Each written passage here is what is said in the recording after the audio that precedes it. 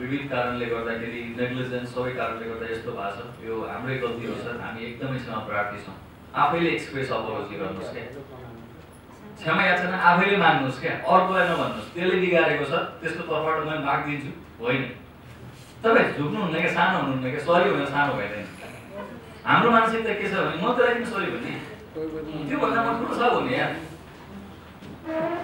त्यो एउटा स्कुलको सरी इक्जाम्पल नलिउँ होइन त्योभन्दा म ठुलो मान्छे हो भन्ने फिलिङ्स हुनसक्छ क्या मान्छेले फाइनेन्सियल हिसाबले पोजिसनल हिसाबले अनेक हिसाबले त्यस्तो हो भने गेस्ट हो तपाईँको र तपाईँले सरी भनेर तपाईँ सानो हुँदै हुनुहुन्न र अरू कुरा के बुझ्नुपर्छ भने सरी भन्ने मान्छेले त्यहाँ तपाईँ अर्को अर्को अर्को जो मान्छे भयो भने उसले एउटै चिज लिएर जाने हो होटल गङ्गोत्रीमा बसेको यस्तो यस्तो गऱ्यो मजा फर्काएँ मैले राम्रोसँग सरी भने लास्टमा त्यहाँ जसले भने एउटै हो नि त केही फरक पर्दैन उसले त आखिर अर्गनाइजेसनको इमेज लिएर जाने हो तपाईँले भन्नुहोस् एबिसीले भन्नुहोस् अर्कोले भन्नुहोस् के मतलब छैन क्या तपाईँ आज यहाँको जिएम भोलि अर्को ठाउँको जिएम पर्छ अर्को ठाउँको जिएम हुन सक्नुहुन्छ नि त केही फरक पर्दैन उसले तपाईँको नाम भयो त्यसलाई मलाई साफ फर्काएँ केही फरक पर्दैन एक्सप्रेस अपोलोजी तपाईँको क्वेसनको एन्सर टेक करेक्टिभ एक्सन्स बिग्रेको चिज सुधार्नुहोस् बिग्रेको चिज सुधार्ने प्रोबाबिलिटिज हुन्छ सबै ठाउँमा हरेक प्रब्लमको सल्युसन हुन्छ कुनै पनि प्रब्लम सल्युसन नलिकन आउँदैन सल्युसन नहुने भन्ने नै हुँदैन क्या कुनै चिजको सल्युसनमा जानु पर्यो तपाईँ मिठो गरी बोल्नुहोस् पोलाइटली रिप्रेजेन्ट गर्नुहोस् गेस्टले एक्सेप्ट गर्नुहुन्छ सरी सर त्यो अनफर्चुनेटली तपाईँले सर्भ गरेको प्लेटमा त्यस्तो चिज परेछ we are very sorry for that सरलाई हामी के गर्न सक्छौँ के अल्टरनेटिभ अफर गर्न सक्छौँ अर्को त्यही खाना खानुहुन्छ अथवा त्यसको सट्टामा अर्को खाना खानुहुन्छ सरले के लिन चाहनुहुन्छ अथवा सरको हामीले चाहिँ रिफन्ड गरिदिन्छौँ पेमेन्ट रिफन्ड गरिदिन्छौँ अथवा सरलाई हामीले पेमेन्ट त्यसमा इन्क्लुड गर्दैनौँ we are very sorry for that once again अरू त्यसमा हामीले के गर्न सक्छौँ यदि सरको कुनै त्यसमा चाहिँ इन्ट्रेस्ट छ भने हामी सरलाई सब्स्टिट्युट दिन सक्छौँ सुधार्नु पऱ्यो नि त अब तपाईँले जुन खानामा कपाल भेट्यो हुनसक्छ त्यही खाना गेस्टले नखान पनि सक्छ कि र जहिले पनि रिप्लेसमेन्ट दिँदाखेरि ए कपाल गऱ्यो भने भित्र लिएर जाने अनि अर्को फ्रेस ल्याएर नदिनुहोस् त्यसले के सोच्छ त्यही खानाको कपाल तानेर ल्याएर त्यो त्यहीँ होस् त्यो चाहिँ एकदम इम्पोर्टेन्ट रिप्लेसमेन्टमा त्यो त्यहीँ होस् अर्को फ्रेस ल्याएर दिनुहोस् अनि गलत त्यो कपाल भएको उठाएर लानुहोस् जेसुकैमा किन नहोस् द्याट म्याटर्स अ लट गेस्टले के सोच्छ मोमो भयो भने त्यो कपाल भएको मोमो निकालेर त्यही मोमो ठाउँमा अर्को मोमो राखेर ल्याएर बाँकी मोमो चाहिँ त्यही हो बुझ्न सक्छ कि उस्तै देखिन्छ नि त एउटै होटल एउटै प्लेट उस्तै मोमो एउटै मान्छेले प्याक गरेको है त्यसले गर्दाखेरि रिप्लेसमेन्ट दिनुहोस् सब्स्टिट्युट दिनुहोस् त्यो पनि गेस्टलाई अफर गरेर दिनुहोस् सरले अघिको जस्तै मोमो नै लिनुहुन्छ कि अर्को मोमो लिनुहुन्छ कि अथवा होइन पिज्जा लिनुहुन्छ कि त्यसको रिप्लेसमेन्टमा अथवा अरू केही लिनुहुन्छ कि सर त्यो एउटा त हामीसँग अप्सन छैन नि त म के दिनु लिन म रिसाइरहेको छु भने रिसाइराख्ने अर्को अप्सन छैन त्यो गेस्ट पनि मूर्ख हुँदैन कि त्यहाँबाट माथि जाने भन्ने हुँदैन कि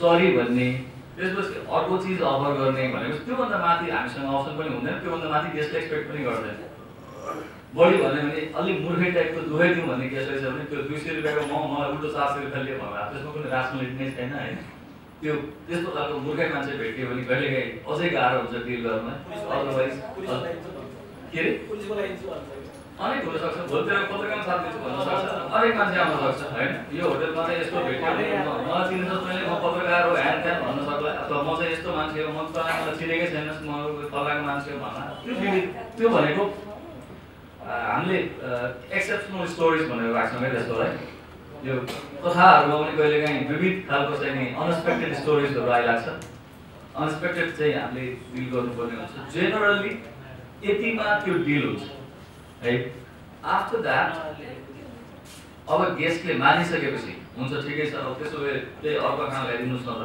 चित्त बुझिरहेको हुन्न होला त्यहाँ अर्को खाना ल्याइदिनुहोस् न त फ्राइड राइसमा ल्याइदिनुहोस् अर्को प्लेटमा ल्याइदिनुहोस् पहिला त्यो ल्याइदिनु यो लानुहोस् भन्ला उसले दुःखै मानेर भन्यो भने अर्को खाना ल्याइदिनुहोस् भन्न सक्छ अथवा म यसको पैसा तिर्दैन भन्न सक्छ हुन्छ sir no problem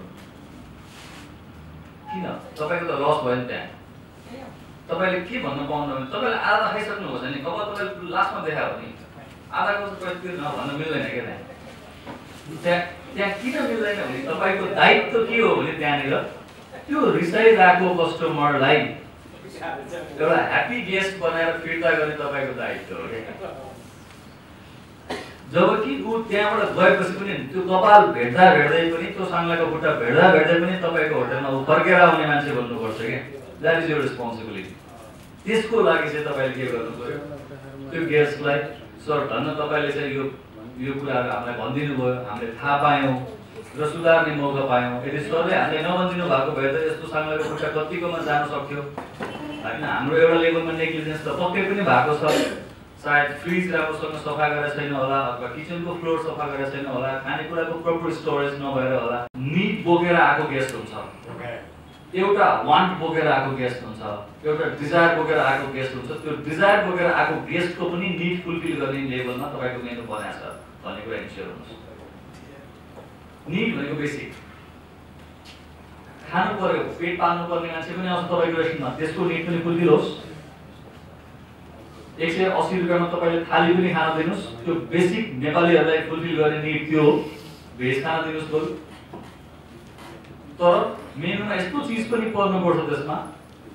chicken lollipop 550 rupees, only 3 piece release भन्छ क्या हामीले। मान्छेले के पनि खोज्छ भने अल्टिमेटली मान्छेले मैले यो गरेँ भनेर प्राइड पनि फिल गर्छ क्या। म गएर खाने लेभलको रेस्टुरेन्ट छ नि यहाँ बजारमा, इक्जाम्पल त्यो त हुनु भएन नि त। त्यो तपाईँको रेस्टुरेन्ट चाहिँ कुनै पनि कम्पेन्सेट गर्ने लेभलको हुनु पर्यो। त्यसको लागि तपाईँले यस्तो टफ लेभलको मेनु पनि राखिदिनुहोस् जहाँ चिकन हुन्छ, थोरै मसरुम हुन्छ, थोरै बेबी कर्न हुन्छ, सौते गरेको हुन्छ, बोनलेस हुन्छ होइन, राम्रो तरिकाले प्रिपेयर गरेको हुन्छ। तर त्यसको प्राइस चाहिँ 800-900 रुपियाँ होस्। त्यो मेनुमा एउटा करोडमा बसिरहेको छ, के फरक पर्छ तपाईँलाई? तर तपाईँले एक दिन यहाँ भिडियो बोकेर रेस्टुरेन्टमा खान जान्छु भनेको दिनमा 2-3 हजार रुपियाँ खर्च गर्नु मजा आएन नि त। म जाने लेभलको रेस्टुरेन्टै छैन। गयो बस्यो यार, एक भिडियो लिएर गयो, 3 जना बस्यो, मजाले खाना ब्ल्याक लेभल अनेक खाना खाएर पनि 20,000 भन्दा बिल उठ्दैन। म खाने लेभलको रेस्टुरेन्टै छैन। त्यस्तो हुनु भएन क्या। माथिदेखि तल्लो लेभलसम्मको लागि तपाईँहरूले एड्रेस गर्न सक्नु पर्यो। त्यो लेभलको मेनु डिजाइन गरेको हुनु पर्यो। त्यो लेभलमा गेस्टको डिजायर, गेस्टको इन्ट्रेस्ट बुझ्नु पर्यो। कन्ज्युमर बिहेभियर भन्ने चिज कोही पलिसी त्यो हो। अब गेस्टले के खोज्छन् भन्ने कुरा साधारणतया गेस्टले के खोज्छन् त सामान्य हामीलाई लाग्छ मिठो खाना, त्यो पनि सस्तोमा, त्यो बेसिक निड हो। सबैले भन्ने चाहिँ सस्तो, राम्रो, बलियो गुलियो भन्ने त सबैले खोज्छ हैन। सबैले खोज्ने के भन्दा राम्रो पनि सस्तो पनि क्या, त्यो बेसिक हो। तर त्योभन्दा धेरै कुराहरू हुन्छ गेस्टले खोज्ने, गेस्टलाई सेटिस्फाई गर्ने। 7 मिनट बाँकी छ। म एक दिन एउटा रेस्टुरेन्टमा गएँ, मैले यो स्टोरी सेयर गरेँ कि नगरौँ भन्ने हिसाबले चाहिँ तपाईँहरूलाई टाइम दिएको। एउटा रेस्टुरेन्टमा गएँ म, यो बानेश्वरमा 2002 तिरको स्टोरी हो। एउटा रेस्टुरेन्ट राम्रै चलेको रेस्टुरेन्ट आयोजित हस्पिटालिटी म्यानेजमेन्ट कार्यक्रमको समापन कार्यक्रममा आफ्नो सभापतित्व ग्रहण गरिदिनु हुन होटल व्यवसायी महासंघ नेपालका वरिष्ठ उपाध्यक्ष दिनेश कुमार चुकेजुलाई म सभापतित्व आसन गरिदिनु हार्दिक अनुरोध गर्दछु।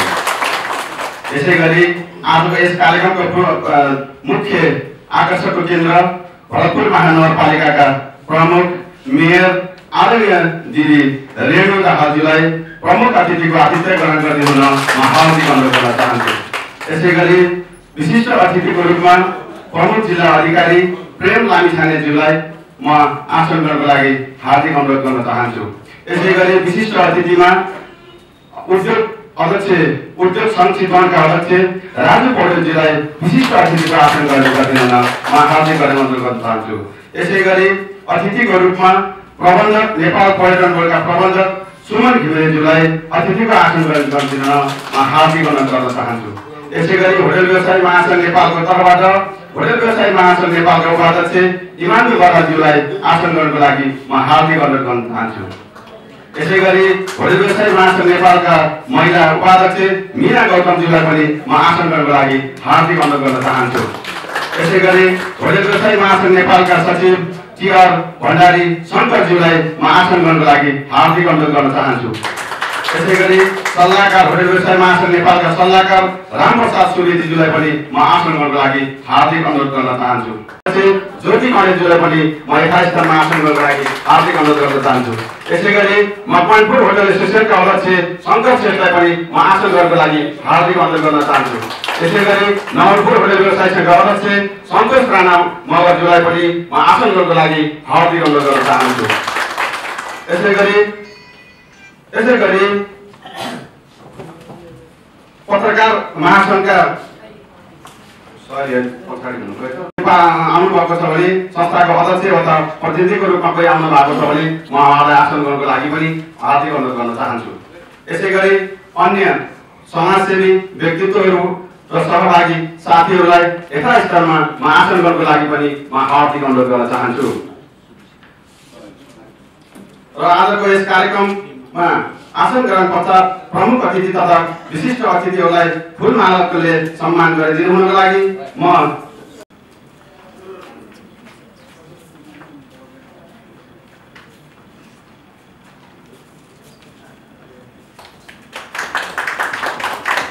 हाम्रा विशिष्ट र प्रमुख अतिथिज्यूहरूलाई यहाँले तालीले दिने त्यो सम्मान गरिदिनु हुनको लागि पनि म हार्दिक अनुरोध गर्न चाहन्छु। तालीले स्वागत गरिदिनुको लागि म सम्पूर्ण उपस्थित हाम्रा व्यवसाय मित्रहरूलाई म हार्दिक अनुरोध गर्न चाहन्छु। हस्पिटालिटी म्यानेजमेन्ट ट्रेनिङ कार्यक्रम भयो, यसले हाम्रा व्यवसायहरूमा धेरै सकारात्मक ऊर्जाहरू लिएर हामी फर्कनेछौँ भन्ने पनि मैले आशा गरेको छु।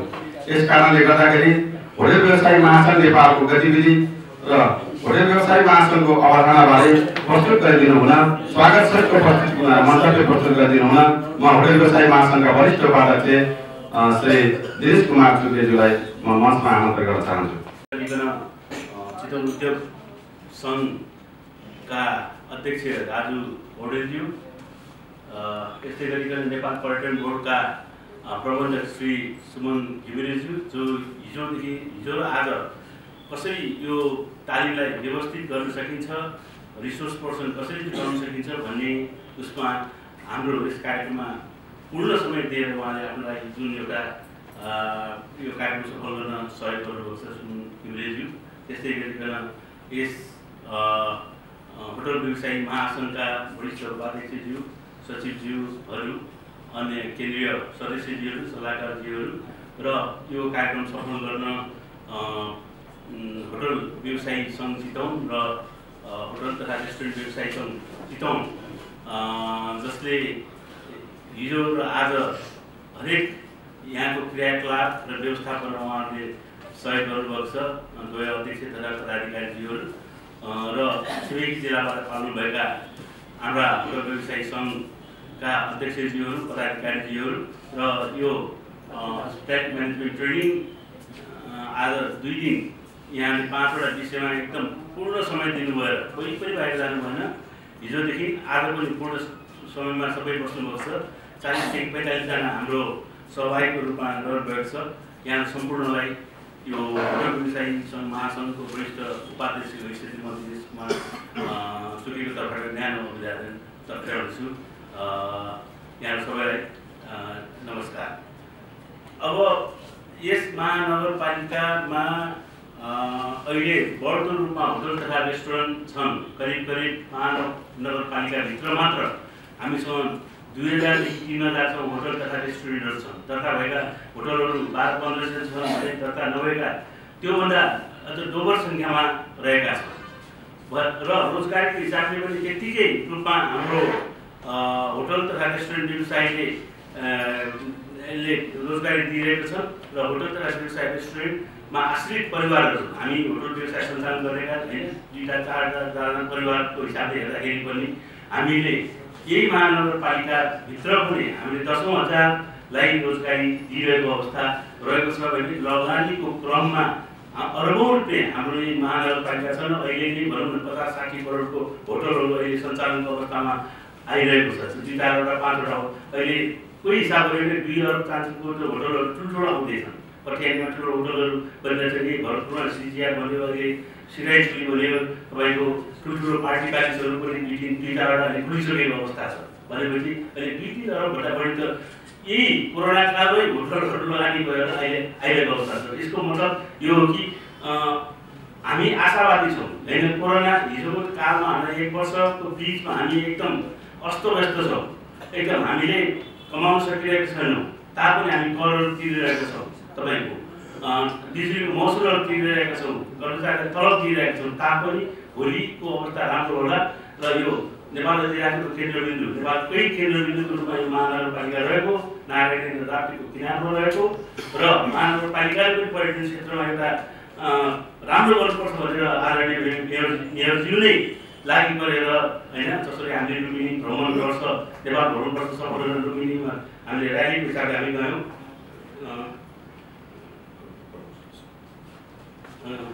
त्यस्तै गरिकन एउटा पर्यटकीय स्तम्भ बनाउनु भने करोडौँ आदरणीय मेयरज्यूले हामीलाई नै विश्वास गरेर धेरै सङ्घीय क्षेत्रमा पनि हामीले यो गर्दै भनेर उहाँले गर्नुभएको छ र प्याकेज ट्रिप बनाउनु भनेर एउटा भरपुर महानगरपालिका पुस्तिका पनि तयार गरिसक्नु भएको छ। र अझ यसलाई कसरी राम्रो गर्ने, अस्ति भर्खरै नारायण किनारमा एउटा एनटिभीले एउटा ठुलो 150 जना सेलिब्रिटीलाई कार्यक्रम गर्ने भन्ने कुरा सल्लाह गर्ने भन्दा यसलाई नारायण गरौँ भने मेरो साहबले ल्याइसक्नु हो कार्यक्रम, फेरि कोरोनाले गर्दा फुर्कियो, कार्यक्रम हुन सकेन भने अब हामीले महासङ्घको तर्फबाट या जिल्ला होटल व्यवसाय सङ्घको तर्फबाट एउटा राम्रो प्रस्ताव बनाएर हामी ल्यायौँ महानगरपालिकामा। आज मेयरज्यूले उहाँले कुरा गर्नुहुनेछ भन्ने विश्वास दिएका छौँ र हामीले हाम्रो अहिलेको स्थितिमा होटललाई कसरी बचाउने भन्ने चाहिँ हाम्रो लगानी छ। ब्याज हामी तिरिरहेका छौँ भने ब्याज न्यूनतम रूपमा कसरी गर्ने भनेर हामीले नेपाल राष्ट्र बैंकलाई, अर्थ मन्त्रालय सबैतिर हामीले हाम्रो के अरे अनुरोध या ज्ञापन पत्र हामीले दिइरहेका छौँ। पर्यटन मन्त्रालयमा दिएका छौँ, अर्थ मन्त्रालयमा दिएका छौँ, नेपाल राष्ट्र बैंकमा दिएका छौँ र गएको वर्ष मौद्रिक नीतिमा पनि हाम्रो केही मागहरू स्वीकृति भएको थियो। जस्तो ब्याजहरूलाई किस्तालाई 2 वर्षसम्म हाम्रो यो अति प्रभावित क्षेत्र भनेकोले 2 वर्षसम्म हाम्रो म्याथअप गर्न सक्ने भनेर सरकारले हामीलाई एउटा राहत दिएर पनि ब्याङ्कहरूको आफ्नो स्वार्थको कारणले गर्दाखेरि उनीहरूको नाफा बढ्छ भनेर हामीले जबरजस्ती किस्ता र ब्याज लिने कार्य गरिरहेको छ। त्यो दिनदिनै कार्य भएको भनेर हामीले जहाँ पनि हामी गरिरहेका छौँ, पर्यावरण आन्दोलन पनि हामी गर्न तयार छौँ। त्यसैले हामीले यसतर्फ अहिले पनि हामी भत्काइरहेको यहाँलाई निवेदन गर्दछौँ। र महानगरपालिकामा व्यवस्थित होटललाई कसरी गर्ने, जस्तो नारायण किनारमा पहिले पर्यटनका कार्यकारी प्रमुखजीलाई सबैलाई लिएर जाँदाखेरि ऊ यस्तो मुटुमा भएको त्यो त ढिलो भयो, केही पनि कार्यक्रम भएन भन्ने कुरा छ।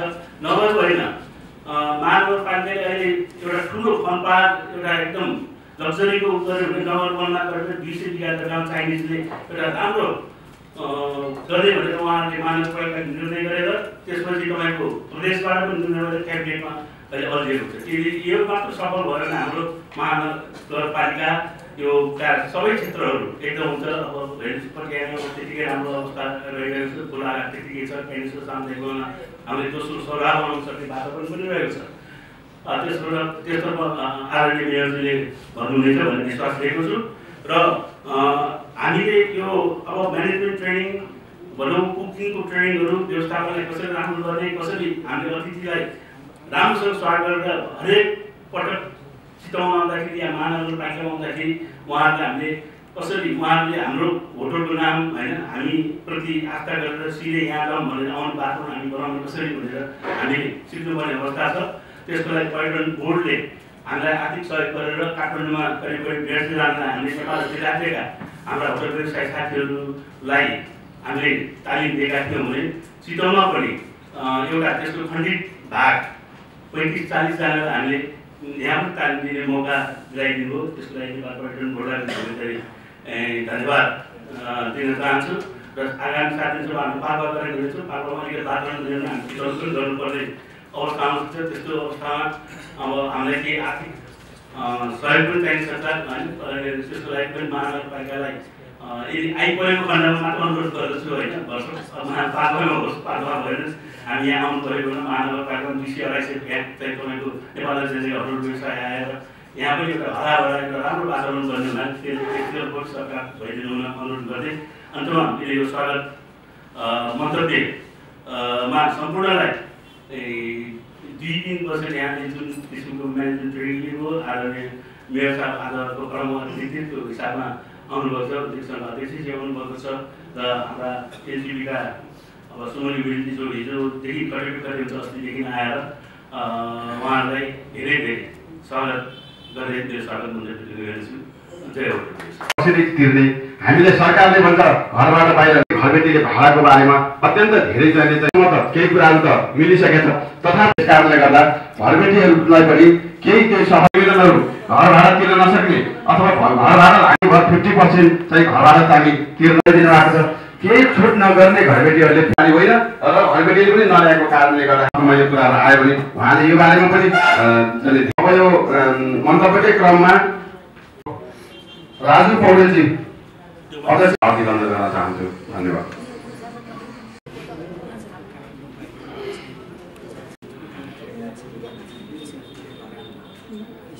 One can do under the circumstances. अहिलेको परिवेशमा हामीले जे गर्न सक्यो त्यो गर्दा गर्दै पनि कहिलेकाहीँ मिस्टेक भयो भने त्यसलाई हामीले फेलियर भन्न हुँदैन। हाम्रो प्रयत्न जारी छ। तर रियल मिस्टेक चाहिँ कहाँनिर हुन सक्छ भने हामीले यदि कोसिस गर्न छोड्यौँ भने त्यो चाहिँ रियल मिस्टेक हुन सक्छ। तपाईँ हामी उद्योगी व्यवसायी अहिले प्रयत्न गरिरहेका छौँ, गाह्रो अप्ठ्यारो परिस्थितिमा पनि सधैँ प्रयत्नशील छौँ। यदि हामीले यो हस्पिटालिटी म्यानेजमेन्टमा यदि संसारको इतिहासलाई एकचोटि हेर्यौँ भने 52 जेनेरेसनसम्म हस्पिटालिटीलाई कन्टिन्यू गरेको इतिहास पनि पढ्न पाउँछौँ। बिफोर क्राइस्ट 15,000 वर्षभन्दा अगाडि पनि हस्पिटालिटी म्यानेजमेन्टको अर्को रूप थियो र संसारभरिमा हेर्ने भने हस्पिटालिटी म्यानेजमेन्टमा एउटै होटलमा 10,000 रुम भएका होटलहरू पनि छन् र मात्रै सानो हाम्रो चिया पसललाई पनि हामीले के हस्पिटालिटी म्यानेजमेन्टमा राख्न सक्छौँ। यो किसिमको भेरिएसन संसारभरि मात्रै होइन, हाम्रै देशमा पनि धेरै भेरिएसनहरू छन्। ती धेरै भेरिएसनहरूलाई सम्बोधन गर्नको लागि होटल व्यवसाय महासङ्घ मैले जानकारी पाएँ 80,000 होटल व्यवसायी महासङ्घमा आबद्ध हुनुहुन्छ र कम्तीमा पनि हामीले 10 जना मान्छे मात्रै त्यसबाट रोजगारको रूपमा हेर्यौँ भने 8 लाख मान्छे मिनिमम पनि रोजगार हुन्छ, डाइरेक्ट इम्प्लोइमेन्ट। भने हस्पिटालिटी म्यानेजमेन्ट र यो होटल रेस्टुरेन्ट यस्तो क्षेत्र हो जसको चेन इफेक्ट छ। इकोनोमिक जुन चेन हुन्छ त्यो चेनलाई अत्यन्तै ऊर्जावान बनाएर अघि बढाइराख्ने भनेको यो हस्पिटालिटी म्यानेजमेन्टले हो।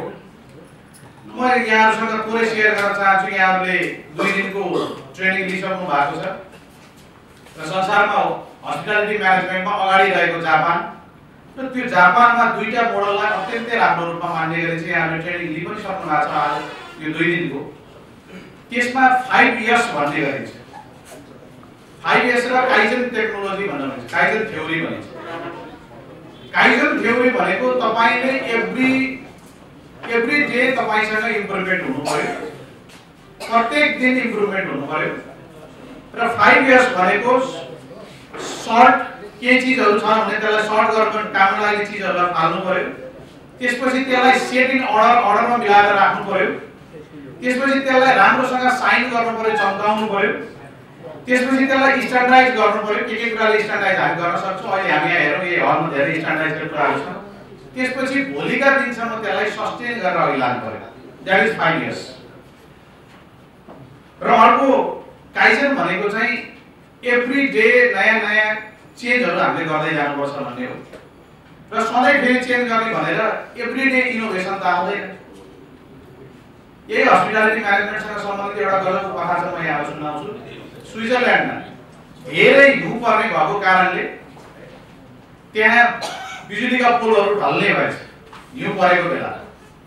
त्यसपछि त्यसलाई समस्या समाधान गर्नलाई अन्डरग्राउन्ड गर्ने भन्दा पनि तार छैन, तार लान नसकिने, धेरै ठुलो पहरो पर्नु पर्ने, अरु धेरै टेक्नोलोजीहरू गर्न नसक्ने भइसकेपछि कलेक्टिभ डिसिजन गर्नुपर्छ यसलाई भनेर त्यहाँका सबै व्यवसायीहरूलाई एकै ठाउँमा बोलाइएछ। बोलाइसकेपछि ती व्यवसायीहरुमा पनि काम गर्ने व्यवसायका लिडर होइन कि काम गर्नेहरूले मध्ये एकजनाले भन्नुभएछ, सुन्दाखेरि तपाईहरुलाई हाँसो लाग्छ, त्यहाँ पोलिटिकको बाहिर राख्नेदेखि लिएर धेरै कुराहरू भयो तर त्यो सक्सेस हुन सकेन।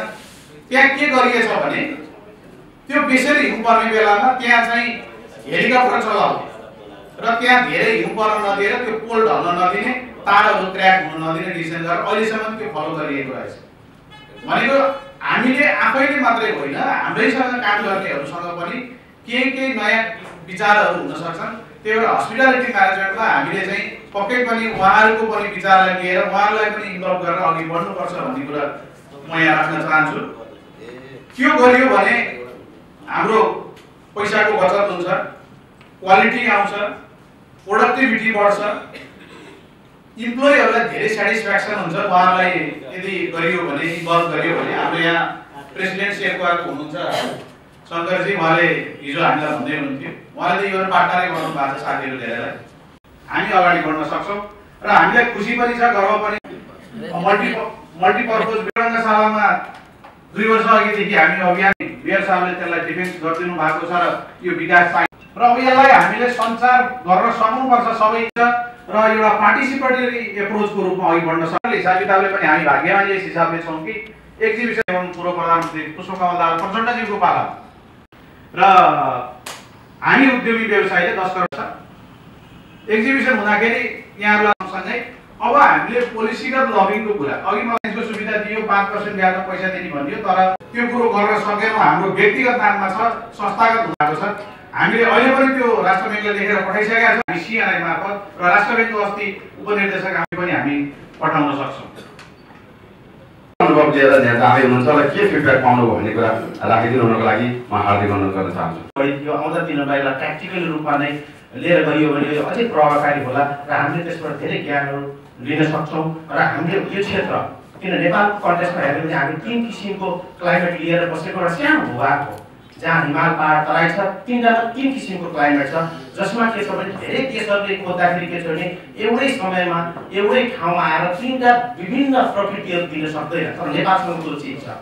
तसर्थ यो हस्पिटलिटी म्यानेजमेन्ट टुरिज्म व्यवसाय अथवा होटल व्यवसायहरू हाम्रो यहाँनिर एकदम फस्टाउन सक्ने सबभन्दा ठुलो सम्भावना भएको देश नेपाल एउटा पनि हो। त्यसमा दुईटा ठुलो बिजनेस मार्केट भएको दक्षिणतिरको इन्डिया, उत्तरतिरको चाइना हामीसँग सँगै दुईटैलाई हामीले यदि यसतिर आकर्षित गर्न सक्यौँ भने हामीले आफ्नो श्रम, आफ्नो लगानी र आफ्नो उत्पादनलाई प्रयोग गरेर हामीले आफ्नो समृद्धि हासिल गर्न सक्छौँ। त्यसतर्फ सम्पूर्ण जनहरूले ध्यान दिनुहुन्छ भन्दै यो ट्रेनिङ दिनुभएकोमा पुनः होटल व्यवसाय सङ्घ र एनटिभीलाई म धन्यवाद दिँदै यहाँबाट बिदा हुन चाहन्छु। धन्यवाद। महिलाको तर्फबाट शर्मिला नेउपानेजीलाई यो आफ्नो भनाइ राखिदिनु हुन म हार्दिक अनुरोध गर्न चाहन्छु। होटल व्यवसाय सङ्घ महासङ्घलाई हामीले धन्यवाद दिनुपर्छ। अनि यसमा अर्को कुरो मैले एउटा जोड्न चाहेको, हामी यति सीमित व्यक्तिले यो तालिम लिएर प्राप्त छैन, किनकि हाम्रो अहिले भर्खरै हाम्रो वरिष्ठ अध्यक्ष अथवा आजका सभापतिज्यूले 3000 व्यवसाय छन् भन्दै गर्दा हामी यहाँ 47 जनाले तालिम लिएका छौँ। यो तालिम हाम्रो सम्पूर्ण व्यवसायमा हुनुपर्छ भन्ने मेरो एउटा चाहिँ आशा र उहाँलाई म यो अनुरोध पनि गर्न चाहन्छु। किन सीमित व्यक्तिले सिकेर हुँदैन, सानोदेखि ठुलासम्म हाम्रो होटल व्यवसायहरू छन्। सबै व्यवसायलाई समेटेर एउटै छाता सङ्गठनभित्र राखेर यो सबै समेटेर चाहिँ यो तालिम चाहिँ दिनुपर्छ। र वरिष्ठ अध्यक्षको मुखबाट मैले के पनि सुनेको छु, भन्नुभएको थियो भने हामीले वर्षमा 4 सिडीको कार्यक्रम गरिन्छ भन्दै गर्दाखेरि चितवनमा रहेका व्यवसायलाई एक खालको तालिम दिने, प्रदेशमा रहेका प्रदेशको हिसाबले तालिम दिने, केन्द्रमा रहेका केन्द्रमा हिसाबले तालिम दिने र जिल्लालाई सम्पूर्ण हामीसित आबद्ध भएका व्यवसायलाई समेटेर यो तालिम दिनुभयो भने एकदमै व्यवसायले जुन अहिलेसम्म गर्दै आएका हामीले हाम्रा पनि कमजोरीहरू पनि सुधार्ने मौका हामीले पाउँछौँ। र यहाँ आज जुन 47 जना साथीले जुन यो अनुभव लिएर जाँदै हुनुहुन्छ, उहाँहरूले आफ्नो व्यवसाय फर्ममा यो चाहिँ पुरै कार्यान्वयन गर्नुहुन्छ र पहिलाको भन्दा सुधार गरेर पुरै अब सबै ठाउँमा चाहिँ यो आफ्नो स्वास्थ्य सम्बन्धी कुरा भएकोबाट अहिले चाहिँ 77 सालमा हामीले जे जस्तो भोगे पनि अब 78 सालमा पनि हामीले त्यो दुविधा बिहोर्न नपरोस् र 78 सालमा पनि हामीले कोभिडका कारणले जुन अब हल्ला आइरहेको छ त्यो हल्लालाई पनि सुरक्षा मापदण्डमा गएर हामीले व्यवस्था सञ्चालन गर्नुपर्छ। अर्को कुरो मैले शिक्षामा हामीले फ्री टिप्स दिने भनेको हाम्रो मुस्कान र नमस्कार हामी सबैले प्रदान गर्ने। जस्तै सुकै व्यवसाय कस्टमर आएर उहाँहरू खुसी भएर जान्छ, मुस्कान सामान्य हाम्रो सेवा भन्ने हामीले बुझौँ, सरसफाइमा सम्पूर्ण ध्यान दिउँ। यो जति सिक्नु भएको छ आफ्नो चाहिँ कार्यक्रम गर्नुहुनेछ भन्ने आशा राख्दै यस कार्यक्रममा आफ्नो अनुभव केही सेयर गर्न पाउँदा यो आएको टिमलाई धेरै धेरै धन्यवाद दिन चाहन्छु र साथीहरूले पनि पर्यटन बोर्डबाट जुन आएको चाहिँ मन गर्नुहुनेछ भने धन्यवाद दिँदै सबैलाई नमस्कार, धन्यवाद। जय वाणिज्यलाई अब आजको यस कार्यक्रममा चितवन जिल्लाका प्रमुख जिल्ला अधिकारी प्रेम लामिछानेज्यूलाई हाम्रो मैले थोरै कुरा यहाँलाई राख्न पनि चाहेँ। त्योभन्दा अगाडि हाम्रो होटलवाला जो साथीहरू हुनुहुन्छ, होटल व्यवसायी साथीहरू हामी छौँ चितवन जिल्लामा। हामीले 2 वर्ष अगाडि लगभग पनि केही समस्याहरू भएका थियौँ। हामीले हाम्रो होटल व्यवसाय महासङ्घ चाहिँ हामी जहिले पनि के भन्छौँ भने व्यवसाय गर्ने भित्र पनि केही नकारात्मक मान्छेहरू पनि हुन्छ। सबै क्षेत्रमा छ त्यो व्यवसाय, हाम्रो होटलमा मात्रै होइन। केही नकारात्मक कमभन्दा कम नकारात्मक व्यवसायको बदनाम गर्न चाहेको मान्छेहरूले अन्य व्यवसाय राम्रा व्यवसायहरूलाई पनि चाहिँ अशुद्ध हुनबाट उनीहरूले चाहिँ बदनाम गरिरहेको छ। र अहिलेको पछिल्लो चरणमा के छ भने सरकारले चाहिँ कहिलेकाहीँ चाहिँ अब अहिले 9 बजे चाहिँ होटलहरू बन्द गर्नुपर्ने भन्ने जुन सूचना जारी गरेको छ, यसप्रति चाहिँ म प्रमुख जिल्ला अधिकारीज्यूको के ध्यान आकृष्ट गर्न चाहन्छु भने हामीले योभन्दा अगाडि कोभिडभन्दा अगाडि चाहिँ 11 बजेसम्म चाहिँ भनौँ न हामीले होटलहरूलाई चाहिँ खुला गर्ने गरेका थियौँ। त्यही चाहिँ चितवन जिल्लामा के छ त्यो साथीहरूलाई थाहा छ। तर नर्मली पनि हामीले हाम्रो व्यवसाय 11 बजेसम्म चाहिँ खोल्न पर्छ भन्ने कुरा चाहिँ हाम्रो चाहिँ यहाँहरूलाई चाहिँ ध्यान आकृष्ट पनि गर्न चाहन्छु हामी। र यसै विषयमा रहेर होटल व्यवसाय विषयमा रहेर हाम्रो मन्तव्य राखिदिनु न म प्रमुख जिल्ला अधिकारीलाई हार्दिक अनुरोध गर्न चाहन्छु। तालिम नलिकन पनि आफ्नै खालको जुन व्यवसाय क्वालिटी थियो, यहाँ जुन स्वभाव थियो, क्षमता थियो, जुन एउटा इच्छा शक्ति थियो, जुन हिम्मत थियो, त्यसले गर्दा यो उचाइमा आउनुभएको छ। तर यो उचाइले अझ माथिल्लो जान र तपाईँहरूमा रहेका केही अलमल छ अथवा अनसक्ता छ भने त्यसलाई अझ प्रकाश पार्न, प्रश्न पार्न त्यो हस्पिटलिटी म्यानेजमेन्ट असाध्यै संवेदनशील विषय हो। ससाना टेक्निकली ससाना टिप्सहरूको बारेमा सानो मान्छेको व्यवहारले पनि मन छुने हुन्छ। त्यस्ता कुराहरू पक्कै पनि सैद्धान्तिक र केही व्यवहारिक पक्ष कुराहरू पनि तालिममा मसिनो गरी छलफल भयो होला। त्यसको लागि व्यवहारमा लागू गरिदिनु होला व्यवहारले आग्रह छ। र तालिम भनेको विषय 9 दिनमा 9 र 20 दिनमा 2 सिने हुन्छ अरे। त्यसैले तपाईँको जुन दैनिक आफ्नो होटल व्यवसाय गरिराख्नु भएको छ त्यसलाई टिप्सको रूपमा आफैले पनि टिप्नु भएको छ र लागू गरिदिनु होला। पहिलो कुरो चाहिँ यहाँ जे ज्ञान अथवा नलेज जे प्राप्त गर्नु यो 2 दिवसीय चाहिँ तालिममा त्यो सिकेको ज्ञानलाई व्यवहार उतार्दिनु होला। जे स्किलहरू प्राप्त गर्नुभयो, जे सिक्नुभयो, जे टेक्निकहरू चाहिँ आर्जन गर्नुभयो त्यो पनि व्यवहार लागू गरिदिनु होला। त्योभन्दा पनि महत्त्वपूर्ण विषय भनेको होटल व्यवसायलाई सफल पार्नको लागि तपाईँ हाम्रै व्यवसायको हिसाबले हाम्रो एटिच्युडमा, हाम्रो प्रवृत्तिमा, हाम्रो सोचाइमा, हाम्रो धारणामा, हाम्रो दृष्टिकोणमा प्रगतिशील हिसाबले, सकारात्मक हिसाबले त्यो परिवर्तन आयो होला। र त्यो परिवर्तन चाहिँ अब तपाईँको होटलमा झर्किने गरी लागू गरिदिनु होला। त्यसको लागि मेरो चाहिँ हार्दिक अनुरोध छ। वास्तवमा 2टा ठुला अर्थतन्त्रको बिचमा रहेको हाम्रो गुरुको लागि अरू ठुला म्यानुफ्याक्चरिङहरूको मा प्रतिस्पर्धा गर्ने त्यो असाध्यै चुनौतीपूर्ण चाहिँ क्षेत्र हो। त्यसैले हाम्रो लागि भनेको हाम्रो जुन प्राकृतिक जुन छटा छ, जुन हाम्रो धार्मिक पुरातात्विक, हाम्रो ऐतिहासिक सांस्कृतिक जुन हाम्रो सम्पदा छ, त्यसैलाई पस्काउँदै त्यसैलाई अब संरक्षण, सम्वर्धन, प्रवर्धन गर्दै पर्यटन उद्योग मार्फत हाम्रो मुलुकको समृद्धि चाहिँ सम्भव छ भन्ने लाग्छ। केही दिन अगाडि एकजना पर्यटन व्यवसायीसँग मेरो छलफल हुँदा उहाँले भन्ने गर्नुहुन्थ्यो नेपालमा पर्यटन क्षेत्रको जति सम्भावना छ त्यसको त 10% पनि उपयोग भएको छैन। त्यसैले भनौँ 90% भन्दा बढी त अझ मार्केट खाली छ। त्यसैले हामीले गऱ्यौँ भने हाम्रो भविष्य असाध्यै उज्जवल छ। त्यसमा पनि भनौँ नेपालका चाहिँ थोरै सीमित चाहिँ गन्तव्यमध्ये एउटा चितवन हो होइन। अब प्रवक्ता साथीहरू भन्नुभयो निरन्तर चाहिँ हाम्रा भौतिक पूर्वाधारहरूको भनौँ संरचनाहरू निर्माणहरू भइरहेको छ।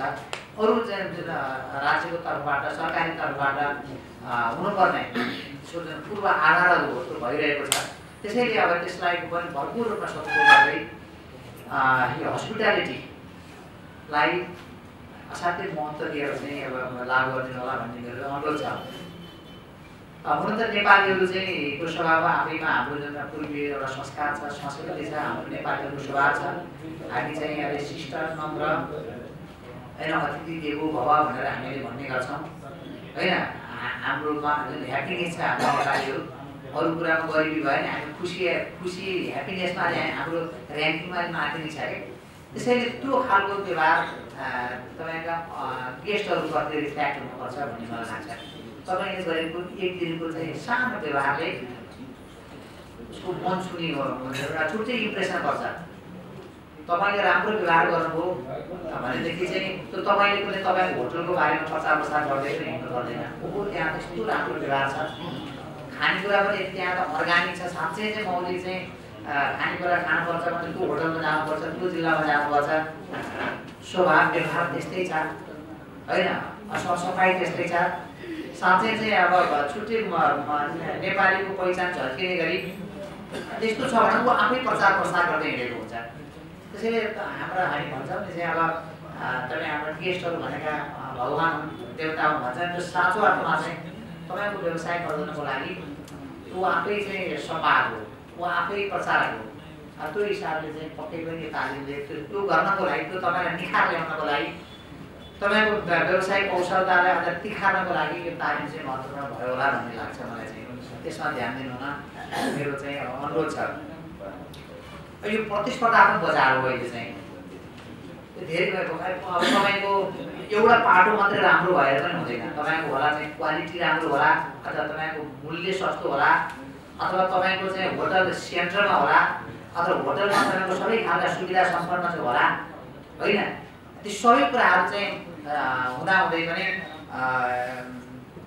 तुलनात्मक हिसाबले अझ चाहिँ उत्कृष्टता हासिल गर्न सकिएन, मौलिकता दिन सकिएन भने यो प्रतिस्पर्धा बजारमा टिक्न गाह्रो हुन्छ। त्यसैले कसरी अरूको भन्दा अझ म बेटरमेन्ट गर्न सक्छु, उसको भन्दा अझ राम्रो कसरी गर्न सक्छु भन्ने हिसाबले एउटा मित्रवत प्रतिस्पर्धात्मक वातावरण सिर्जना गर्ने हिसाबले हेर्का राख्नु होला भन्ने मेरो चाहिँ अनुरोध छ।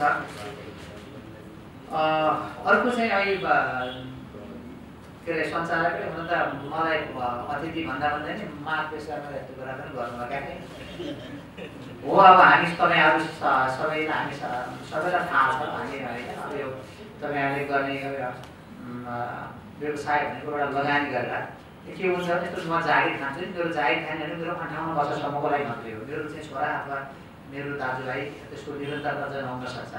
तर तपाईँले गरेको व्यवसाय र तपाईँको छोरा नाति पनातिसँग पनि कन्टिन्युटी हुँदै जाने व्यवसाय हो। अर्को तपाईँले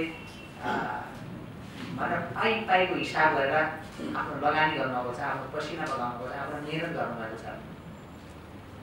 तपाईँको थोरै मात्रै अलिकति मात्रै के तरङ्ग ल्याउने खालको थोरै मिस्टेक मात्रै के भयो भने तपाईँको मात्रै होइन, सिङ्गो चाहिँ जिल्लाकै अथवा यो पर्यटन क्षेत्रकै बन्दा हुनसक्छ होइन, त्यसको लुडोगाली जस्तो हुनसक्छ।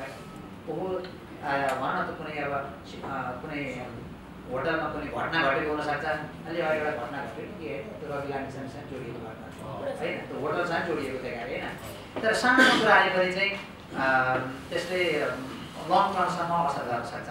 त्यसैले तपाईँ पल्ल जोखिममा हुनुहुन्छ। तर सबभन्दा पहिला त तपाईँ आफै सचेत हुने हो होइन। तपाईँ हामी सबैले कानुन बमोजिम कसरी कानुनको पालन गर्दै हामी हाम्रो आफ्नो व्यवसाय बढाउने हो होइन। अब तपाईँहरू चाहिँ धन्यवादका पात्र पनि हुनुहुन्छ होइन।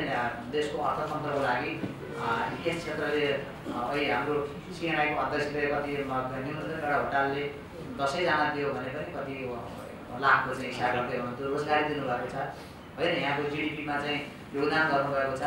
यो सबै तपाईँ धन्यवादका पात्र हुनुहुन्छ। त्यति हुँदाहुँदै पनि हामीले चाहिँ कानुन बमोजिम गर्नुपर्ने हुन्छ होइन। त्यसको पनि पालना गर्दै तपाईँ होटल सञ्चालक पनि हो, त्यसको त्यहाँको चाहिँ वाचडग पनि हो, सुपरभाइजर पनि हो होइन। त्यहाँको आन्तरिक सबै व्यवस्था चुस्त दुस्त राख्नको लागि तपाईँ त्यहाँ सबै कुरा हो, अल इन अल हो। त्यसैले यस्ता कुराहरूमा पनि आफूले चाहिँ ध्यान दिनु होला। र यहाँ अब शान्ति सुरक्षाको दृष्टिकोणले, सुव्यवस्थाको दृष्टिकोणले, सुशासनको दृष्टिकोणले अथवा होटल व्यवसायमा को प्रवर्धनको लागि कहीँ अब भनौँ सरकारी निकायको पनि भूमिकाको कहीँ कतै केही त्यस्तो भयो भने म आफै प्रमुख जिल्ला अधिकारीले गर्ने भूमिकाको लागि होस् अथवा अन्य निकायहरूसँग समन्वय गर्ने कुराको विषयहरू होस् भन्दा मात्रै बत्ती गयो बत्तीले पनि फरक पार्छ होइन। भोलि तपाईँ आएको बेलामा के अरे गेटको मध्य बेलामा आएको कोही गेस्ट रातभरि चाहिँ अब बत्ती नभएर चाहिँ छटपटाएर भन्नुपर्यो भन्दा राम्रो म्यासेज जाँदैन होला नि त। त्यसैले चाहिँ मतलब बत्ती, टेलिफोन, खानेपानी, सुरक्षा, बाटोघाटो अरू धेरै कुराहरूले चाहिँ फरक पार्न सक्छ। त्यस्ता कुराहरूमा पनि समन्वय गर्नुपर्ने भयो भने आखिर चाहिँ हामी अल्टिमेट गोल हामी सबैको समृद्ध नेपाल सुखी नेपाली हाम्रो दीर्घकालीन परिकल्पना छ। हामी सबैको ध्येय त्यही हो, आफ्नो ठाउँमा आफ्नो कर्तव्य निर्वाह गर्ने, आफ्नो योगदान दिने हो। तपाईँहरू चाहिँ व्यवसाय मार्फत गर्दै हुनुहुन्छ, हामी राष्ट्र सेवा मार्फत हामी गर्दैछौँ होला, हामी डिक्लेयर गर्ने हो। त्यो गर्ने मामलामा कतै केही सहजीकरण समन्वय गर्नु पऱ्यो भने म पनि चाहिँ तत्पर रहेको पनि प्रतिबद्धता व्यक्त गर्छु। जसरी चाहिँ अब अहिले नेपाल सरकारले पनि गन्तव्यको हिसाबले पनि जसरी हाम्रो जिल्लालाई 100वटा गन्तव्यमा 2वटा गन्तव्य हाम्रो पर्छ जस्तो लाग्छ होइन। त्यसैले भोलि चाहिँ अझ सीमित गर्दै जाँदा पनि हाम्रो गन्तव्य बढुन् होइन। यसलाई अरूसँग इन्टरलिङ्क गर्नु पर्यो। चाहिँ टुरिज्मसँग कुरा गर्दाखेरि हाम्रो सौरासँग लिङ्क गर्नु पर्ला, हाम्रो चाहिँ वाल्मिकी आश्रमसँग लिङ्क गर्नु पर्ला। अहिले त हाम्रो सम्माननीय प्रधानमन्त्रीले चाहिँ अब भनौँ न नयाँ अध्ययन अनुसन्धानको लागि पनि एउटा कुराले अब आएको छ माडी क्षेत्रको अयोध्यापुरीको कुरा, त्योसँग कुरा होला। हाम्रो चाहिँ देवबाड क्षेत्र विकास समितिहरूको पावन भूमि छ, त्यही पौला कालिका छ। यी कुराहरू एउटा सर्किटको रूपमा पनि चाहिँ हामीले एउटा मास्टर प्लान बनाएर पनि हामी गयौँ भने हस्पिटल व्यवसायको चाहिँ भविष्य अझ सुन्दर भयो, अझ उज्जवल भएको चाहिँ देख्छु मैले। अन्ततिर आइसकेका छौँ। हाम्रो यो 2 दिने हस्पिटालिटी म्यानेजमेन्ट कार्यक्रम ट्रेनिङ कार्यक्रमको प्रमाणपत्र आजका प्रमुख अतिथि मेयर रेणु दाहालज्यूबाट हाम्रा प्रशिक्षार्थी साथीहरूले पाउनुहुनेछ। त्यसका लागि म पहिला आजका प्रमुख अतिथिज्यूलाई आफ्नो मन्तव्य राखिदिनु हुन म हार्दिक अनुरोध गर्न चाहन्छु। सरकारका चाहिँ अङ्गहरूमा मात्रै होइन कि हरेक ठाउँमा यो चिज असाध्यै महत्त्वपूर्ण हुन्छ। सेवाग्राहीहरूलाई, सेवा लिन आउनेहरूलाई, पाहुनाहरूलाई हामीले एउटा मुस्कान सहित मात्र होइन कि छिटो छरितो पनि हुन पर्यो, चुस्तो दुस्तो पनि हुन पर्यो। यो होटल व्यवसायको क्षेत्रमा पनि यो उत्तिकै जरुरी र महत्त्वपूर्ण छ। एकदम अब हामी जान्छौँ कुनै होटलहरूमा जान्छौँ, पाहुना भएर गइन्छ, जाँदाखेरि त्यहाँनिर अलिकति व्यवहार पनि त्यस्तै रुखोसुखो हुने, त्यहाँनिर एकदमै ढिला सुस्ती, अब केही अर्डरहरू गरिन्छ एकदमै ढिला आउने, भनेको समयमा नआउने, त्यो खालको अब सेवा पनि एकदमै अलिकति त्यो खालको अलि चुस्त नहुने हुँदाखेरि कहीँ जाँदाखेरि हाम्रो पहिलो इम्प्रेसन राम्रो हुँदैन। फर्स्ट इम्प्रेसन इज फर्स्ट नै हो। फर्स्ट इम्प्रेसन हामीले राम्रो दिन सकेन भने त्यसले निरन्तरता पाउँदैन र अरू के अरे पर्यटकहरूलाई र पाहुनाहरूलाई हामी आकर्षित गर्न सक्दैनौँ। यसर्थ यो विषय हामीले भन्दा धेरै यहाँले बुझ्नु भएको छ। यो हामीले बुझाउन बेकार अब केको अगाडि के जस्तो हुन्छ। त्यसकारण मैले यो धेरै विषय पनि मैले राख्न चाहिनँ। यो विषय हामीले सबैले यो विषयको मूल मर्मलाई हामीले बुझेका छौँ। त्यसकारण यसलाई व्यवहारमा उतार्न मात्रै बाँकी हो, खाँचो आवश्यकता त्यहाँनिर हो।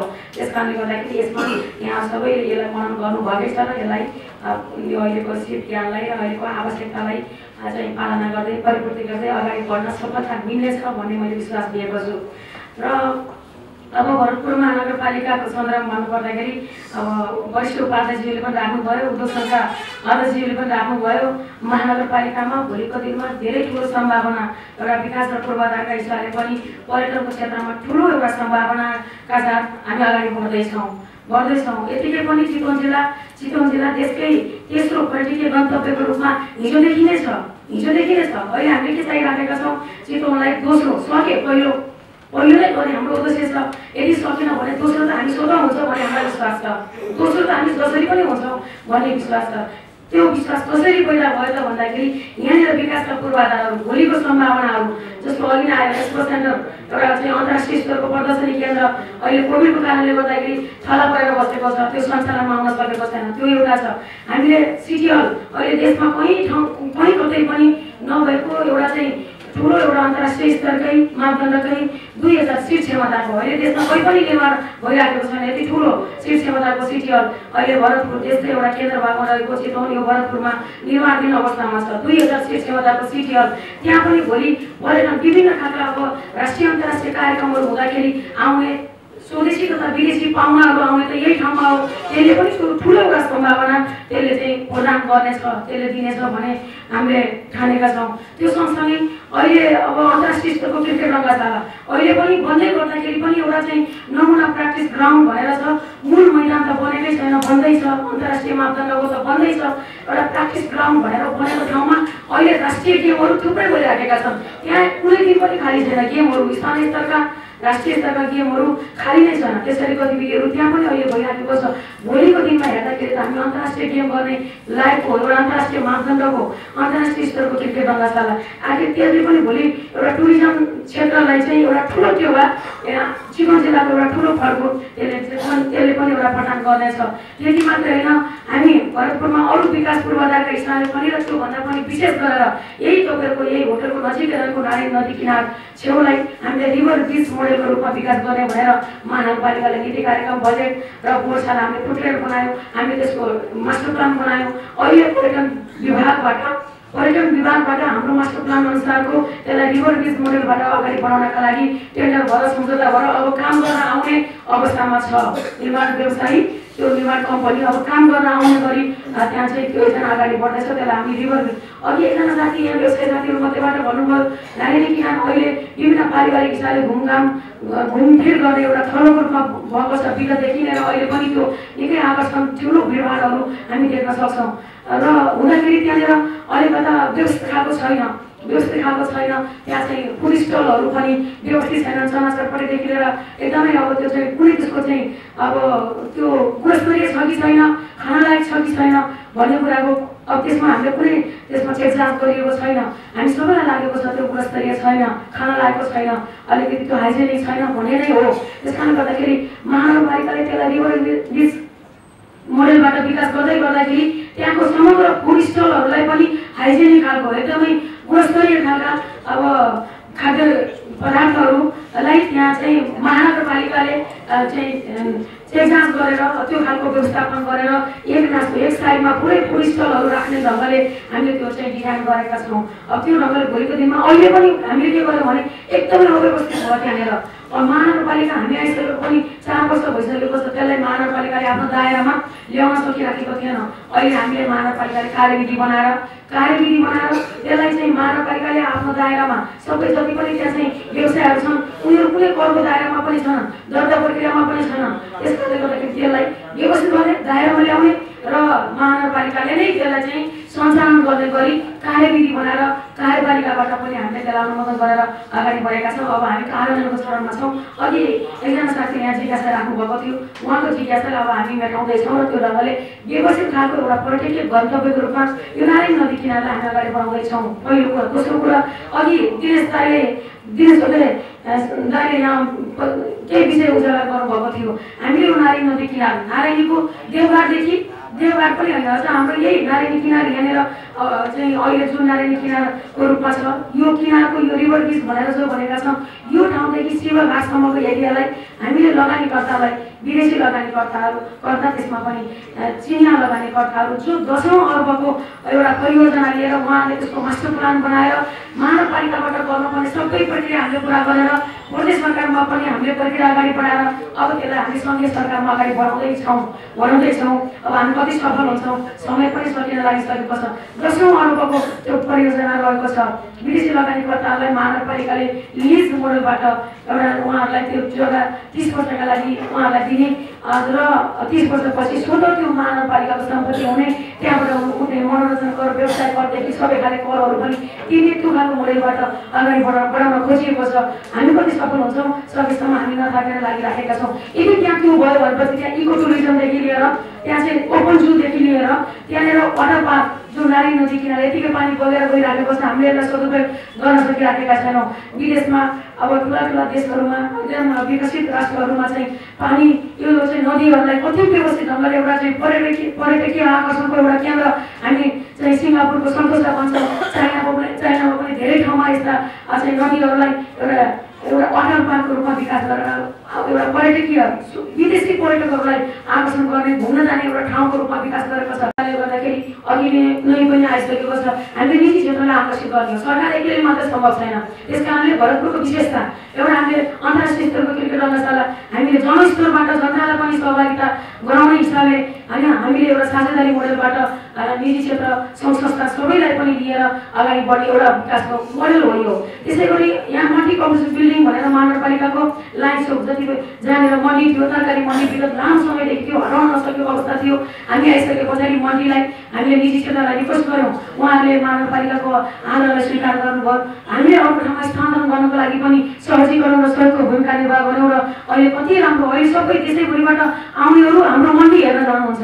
भरतपुरको निजी क्षेत्रबाट सञ्चालित अनि व्यवसायीहरूबाट सञ्चालित महानगरपालिका सरकारले त समन्वय मात्रै गरिदिएको, सहजीकरण मात्रै गरिदिएको, बाँकी त्यसरी चाहिँ व्यवसायहरू आफैले त्यसरी स्वतस्फूर्त ढङ्गबाट जुन खालको मन्डी एउटा व्यवस्थित सायद देशैभरि यस्तो खालको व्यवस्थित मन्डी पनि छैन। यहाँ चाहिँ त्यो खालको मन्डी चाहिँ सञ्चालनमा आएको छ। त्यो एउटा नमुना हेर्न लायक मन्डीको रूपमा धेरै चाहिँ अब घुम्न आउनेहरू हाम्रा आगन्तुक पाहुनाहरू त्यो मन्डी हेर्न जाने स्थिति छ। त्यही ठाउँमा त्यो चाहिँ लाइफ चौकमा हामीले मल्टी कम्प्लेक्स बिल्डिङ भनेर त्यो पनि निजी क्षेत्रलाई पनि सार्वजनिक निजी साझेदारी मोडेल अनुसार यो पनि भरतपुरको एउटा नयाँ मोडेल हो। सायद त्यसैगरी यो हिजो पनि एउटा हाम्रो त्यो नगर विकास कोषको कार्यकारी निर्देशक आउनुभएको थियो। अहिलेसम्म यो मोडेलको चाहिँ छैन, यो नमुना हुन्छ, सबैको लागि नमुना हुन्छ। त्यस कारणले भरतपुरले एउटा नमुना कामको थालनी गरेको छ, बधाई छ भन्नुभएको थियो उहाँले। त्यस कारणले हामीले निजी क्षेत्रलाई त्यो पनि लिज सिस्टमबाट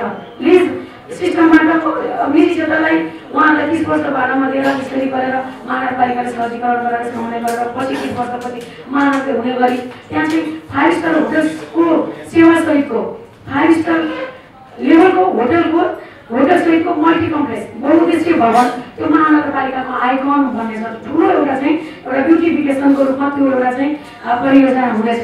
यसले पनि पक्कै पनि भोलिको दिनमा पर्यटन प्रबन्धन गर्नका लागि भरतपुर महानगरपालिकाको पर्यटन प्रबन्धनका लागि निकै ठुलो टेवा प्रदान गर्नेछ भन्ने मलाई लागेको छ। त्यसै गरी महानगरपालिकाले होमस्टेहरू विभिन्न जाति क्षेत्र वर्ग समुदायहरूको यहाँ बसोबास छ, जाति जनजातिहरूको बसोबास यहाँ छ भरतपुर महानगरपालिकामा। त्यो पनि एउटा विशेषता हो भरतपुरको। त्यसले गर्दाखेरि यहाँ भोटे छ, कुमार छ, थारू छ, होइन अब चेपाङ छ, विभिन्न जाति तमु छ, गुरुङ छ, मगर छ, सबै छ। त्यस कारणले अहिले भरतपुरले जो समुदाय स्तरबाट होमस्टेको रूपमा अगाडि बढ्न खोज्नुभएको छ, महानगरपालिकाले थप आर्थिक सहयोग गरेर अब जस्तो हामीले भरतपुर महानगरपालिकाको वडा नम्बर 24 मा मगर होमस्टे, भरतपुर महानगरपालिकाको 17 मा तमु गुरुङहरूको होमस्टे, भरतपुर महानगरपालिकाको 24 डाँडा 29 मा चेपाङ होमस्टे र 28 नम्बर वडामा कुमार होमस्टे र 27 नम्बर वडामा थारू होमस्टे गरेर यसरी अहिले होमस्टे पनि यसरी सञ्चालन र त्यसको अब त्यो कामहरू अगाडि बढेको छ। होमस्टे निर्माणको र त्यसलाई सञ्चालनमा ल्याउने ढङ्गले कामहरू अगाडि बढेको छ। त्यहाँको स्थानीय स्तरबाटै समुदाय स्तरबाटै त्यसलाई मात्रै महानगरपालिकाले थप त्यसलाई चाहिँ अब सहयोग प्रदान गरेको, त्यसलाई चाहिँ प्रमोसन गर्नका लागि महानगरपालिका तर्फबाट पनि आवश्यक सहजीकरण सहयोग हामीले प्रदान गरेका छौँ। यो हिसाबले हामी महानगरपालिकाको भोलिको हिसाबले धेरै नै सम्भावना छ। विभिन्न पार्कहरू बन्दैछन्, फन पार्कहरू बन्दैछन्, वडैपछि पार्कहरूका योजनाहरू अगाडि बढाएका छौँ। यहाँले देख्नुभएको छ वडा नम्बर 22 मा हामीले अम्ब्रेला स्ट्रिट भनेर बनायौँ। अहिले त्यो अम्ब्रेला स्ट्रिटमा दिनमा 8000 म्याक्सिमम 8000 सम्म जनता अब देशका विभिन्न ठाउँबाट पनि चितवन जिल्लाका विशेष गरेर अरू जिल्लाबाट पनि आउने पर्यटकहरू अहिले त्यो चाहिँ अम्ब्रेला स्ट्रिटमा नजाने सायद कोही छैन होला जस्तो। जति पनि पर्यटकहरू आउनुहुन्छ चितवनमा अम्ब्रेला स्ट्रिट दिनमा बढीमा 8000 नभए 3000 भन्दा घटी कुनै दिन पनि छैन। यो खालको आकर्षण एउटा सानो ठुलो छैन थियो, तपाईँले हेर्न सक्नुहुन्छ। अब त्यहाँ कति 200 मिटरको लम्बाइको बाटो होला, त्यहाँ चाहिँ अम्ब्रेलाहरू झुलाएको छ, आखिर त भरतपुरले यहाँबाट सुरुवात गर्यो। अहिले काठमाडौँ राजधानी कुन सडकहरूमा पनि गरेर अहिले कोभिडले गर्दा छाता बन्द गरेर राखेको स्थिति छ। आखिर त महानगरपालिका भरतपुरबाट हामीले यसको सुरुवात गर्यो। अहिले देशका विभिन्न ठाउँमा पनि एउटा चाहिँ नमुनाको रूपमा यो भइराखेको छ। यसरी अब सबै हिसाबले अब विकास पूर्वाधार सडकका हिसाबले पनि फराकिला सडकहरू बनेका छन्। अब बनेका सडकहरूलाई हामीले ब्युटिफिकेसन गर्ने, हरियाली प्रवर्धन गर्ने, अब त्यसको सौन्दर्यकरण गर्ने ढङ्गले जानुपर्छ भन्ने सोच भरतपुर महानगरपालिकाको छ। यो हिसाबले अगाडि बढ्दै गर्दाखेरि ल हामी कल्पना गरौँ भोलिको हिसाबले यी सबै आयोजनाहरू सम्पन्न हुँदाखेरि यहाँको पर्यटकीय आकर्षण कस्तो हुन्छ। हामी पहिलो हुन्छौँ भन्ने हाम्रो दावा हो। नभए दोस्रो त हामी पक्कै हुन्छौँ, किनकि राप्ती नदी छ, नारायणी नदी छ। नदीहरूलाई हामी अझ राम्ररी नेपाली हिसाबले त्यसलाई उपयोग गर्न सकिराखेका छैनौँ। अझ त्यो खालको मास्टर प्लान बनाउन सकिराखेका छैनौँ। भोलिको दिनमा त्यसलाई गर्नु पनि हाम्रो विशेष ध्यान रहनेछ। र अहिले तत्काल यो 4 वर्षको दौरानमा जे गर्न सकिन्थ्यो हामीले कोसिस गरौँ। यी पूर्वाधारहरू, यी योजनाहरू अगाडि बढेका छन्। पक्कै पनि यी योजनाहरू सबै सम्पन्न हुँदाखेरि यो ठाउँ एउटा पर्यटकीय आकर्षणको हिसाबले, किनकि अहिले पनि देशका प्रत्येक 100वटा गन्तव्य मध्ये चितवनका 3वटा गन्तव्य, सोमेश्वर गढीमाडी, भरतपुरका 2टा। हामी भन्छ सौरा भनिन्छ नि। अब बाहिर पर्यटकहरूले पनि चितवन जाने भन्दाखेरि कहाँ जाने भन्दा सौरै भन्ने हुन्छ। सौरा राम्रो हिजो विगत लामो समयदेखि एउटा स्थापित भइसक्यो सौरा। र अब हामी यतातिर अहिले 100वटा गन्तव्य मध्ये भरतपुरका 2टा, जस्तो पटियाली क्षेत्र र विश्वजारी क्षेत्र, 2वटा क्षेत्र, 100वटा मध्ये भरतपुरका 2टा, माडीको एउटा गरेर 3वटा गन्तव्य हाम्रो यो चितवन जिल्लामा परेको छ। र अहिले अब कोभिडको कारणले गर्दाखेरि हामीले त्यति बेला त्यो पर्यटक बढाउनुपर्छ। 2020लाई पनि महानगरपालिकाले व्यापक यहाँ विदेशी पाहुनाहरूलाई पनि हामीले स्वागत गऱ्यौँ।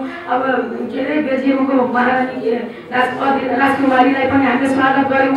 अब त्यो एकदम तामझामसहित हामीले त्यो भरतपुरलाई गर्न खोजिएको थियो। यहाँबाट हामी उहाँ पनि गइयो, के अरे लुम्बिनी पनि गइयो। धेरै नै व्यवस्थित, सायद त्यस्तो खालको त्यति व्यवस्थित कार्यक्रम कुनै पनि स्थानीय तहले गरेको थिएन होला। हामी यहाँका निजी क्षेत्रहरू, व्यवसायीहरू सबै महानगरपालिकाले नेतृत्व गरेर हामी 100औं सङ्ख्यामा मोटर र्याली सहित हामी चाहिँ लुम्बिनी गौतम बुद्ध स्थल लुम्बिनी अब त्यो धाम हामी गयौँ र पर्यटकीय स्तम्भ भनेर पनि हामीले शिलान्यास गऱ्यौँ। शिलान्यास गरेपछि अब यो भरतपुर पनि स्थगित भएपछि हाम्रो स्तम्भ पनि स्थगित भएको जस्तै भयो। म दिनेश दाइलाई आग्रह गर्न चाहन्छु, अब त्यही हो भने त्यहाँ कहाँ हो ठाउँ एकछिन गरेर हामीले शिलान्यास गरेको कामलाई चाहिँ अगाडि बढाउँ। महानगरपालिकाले त्यसलाई आवश्यक सहजीकरण र सहयोग प्रदान गरेर सम्पन्न गर्न चाहन्छु।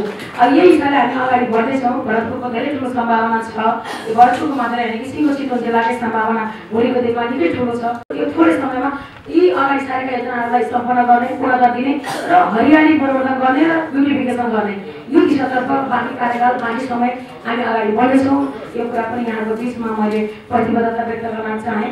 अब कोभिड फेरि अब अलिअलि यसो तङ्गिन लागेको थियो। यो होटल व्यवसाय, यो पर्यटन क्षेत्र अलिअलि यो कोभिडको महामारीलाई होइन सामना गरेर अलिअलि तङ्गिन लागेको थियो। फेरि अर्को रूप धारण गरेर कोभिड आएको छ। अब के हुने हो, केही अब यसको टुङ्गो छैन। त्यस कारणले गर्दाखेरि अलिकति यो पनि जटिल अवस्थाको फेरि पनि हामीले सामना गर्नुपर्ने हुनसक्छ भन्ने हामीलाई लागेको छ। त्यसमा त हिजोको दिनमा कोभिडका विरुद्ध लड्नका लागि पनि हामी सबै एकदमै हातमालो गरेर त्यसका विरुद्ध सामना गर्न लड्यौँ। अबको दिनमा पनि कोभिडका विरुद्ध हामीले क्वारेन्टाइनहरू, आइसोलेसनहरू होइन, अब बिरामीहरू हस्पिटलले मात्रै थ्याक्न सक्दैन गर्दाखेरि होटल व्यवसायलाई परिवर्तन गर्ने हिसाबले एउटै अब थला परेको होटल व्यवसायलाई अलिकति केही न केही मलमपट्टि लगाउनको लागि के भूमिका निर्वाह गर्नुपर्छ स्थानीय तहको तर्फबाट सकेसम्म अब छुट्टै क्वारेन्टाइन, छुट्टै आइसोलेसन भन्दा पनि भएका होटलहरूलाई नै हामी सदुपयोग गर्ने गरी थोरै धेरै के सकिन्छ त्यो खालको अब चाहिँ सेवा पनि अब सरकारको तर्फबाट प्रदान गर्ने र यसरी चाहिँ हामी त्यो भोलिको त्यो कठिन परिस्थितिलाई पनि सामना गर्नका लागि हामी तयार छौँ र त्यो हिसाबले यहाँसँग सहकार्य गरेर हामी अगाडि बढ्नेछौँ। सकेसम्म यो कोरोना महामारी यतिकै टरोस् भन्ने हामी सबैको चाहना हो।